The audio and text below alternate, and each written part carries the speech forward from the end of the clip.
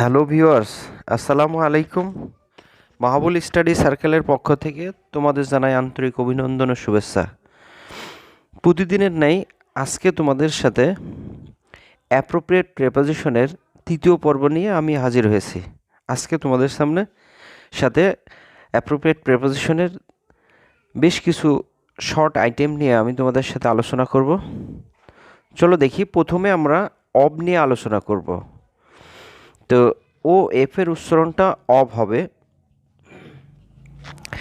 দেখো, প্রথমে হচ্ছে ডিভয়েড অফ মানে বর্জিত, ভয়েড অফ মানে বর্জিত, bare of, deprived of, lack of, bereft of, devastated of, blank of. প্রতিটার মানেই হচ্ছে বর্জিত, বিহীন, বঞ্চিত।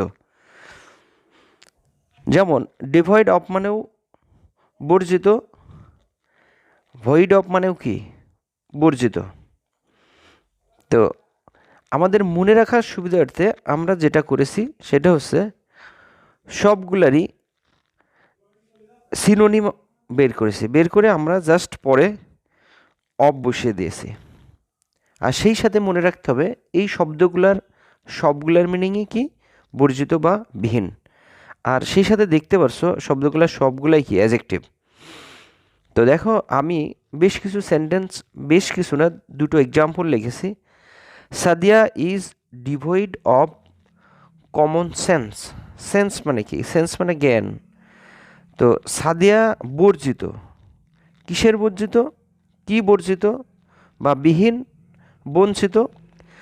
সে হচ্ছে জ্ঞান বর্জিত।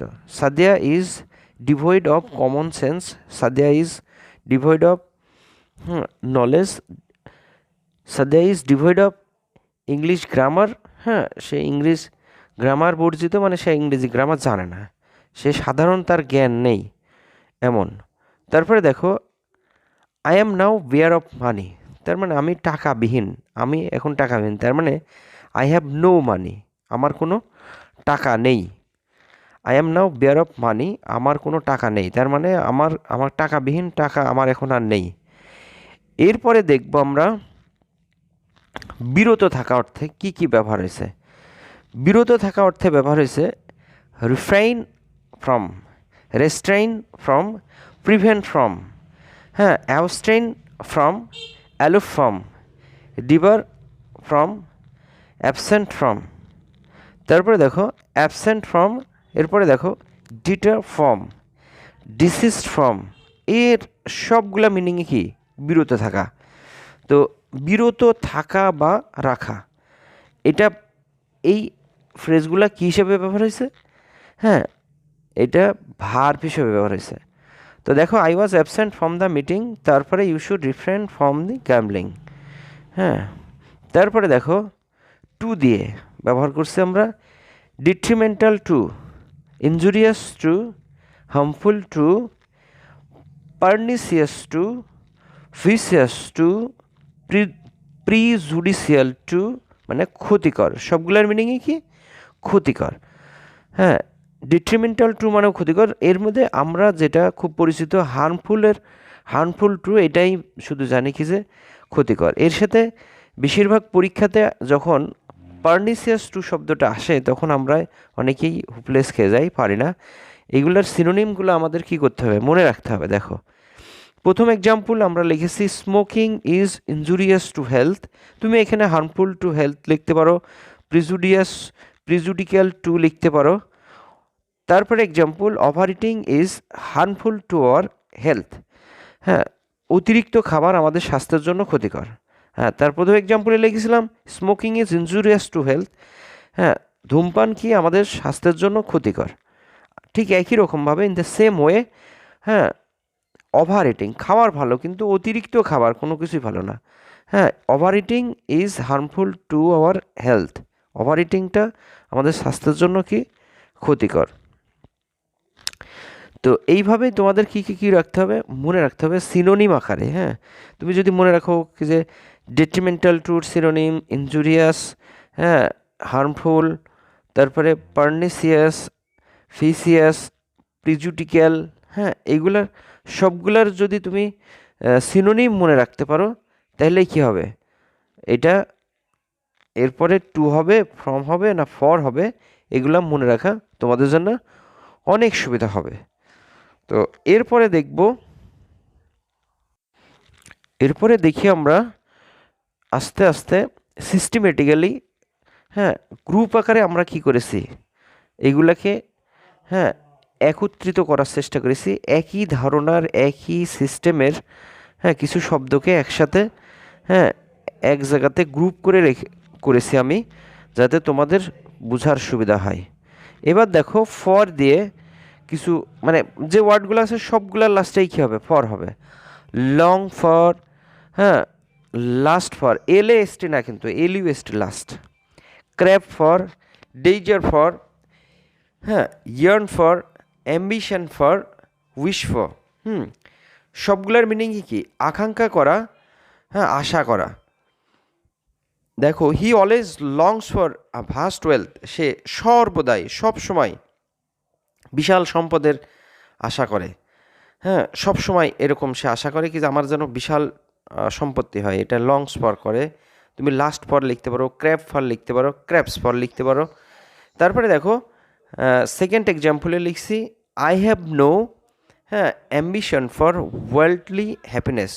দেখো হ্যাপিনেসটা নাউন আর ওয়ার্ল্ডলি কথাটা এখানে অ্যাজেক্টিভ অর্থে ব্যবহার হয়েছে।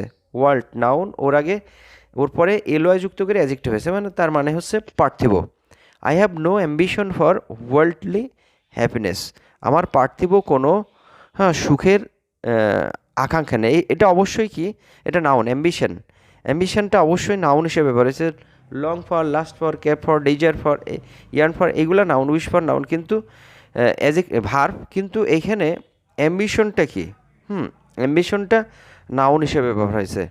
তো সেই ক্ষেত্রে দেখো আমরা অ্যাম্বিশন নাউন হিসেবে ব্যবহার হয়েছে, যার কারণে আমরা আলাদা একটা ভার্ব দিয়েছি আই হ্যাভ নো। তার মানে এখানে হ্যাভটাই প্রিন্সিপাল ভার্ব, যদিও হ্যাভটা অক্সিলারি ভার্ব, কিন্তু হ্যাভটা এখানে প্রিন্সিপাল ভার্ব হিসেবে কাজ করেছে। কারণ হ্যাঁ, we notice no verb in this sentence without have, তার মানে হ্যাভ ছাড়া ওখানে কোনো ভার্ব নাই।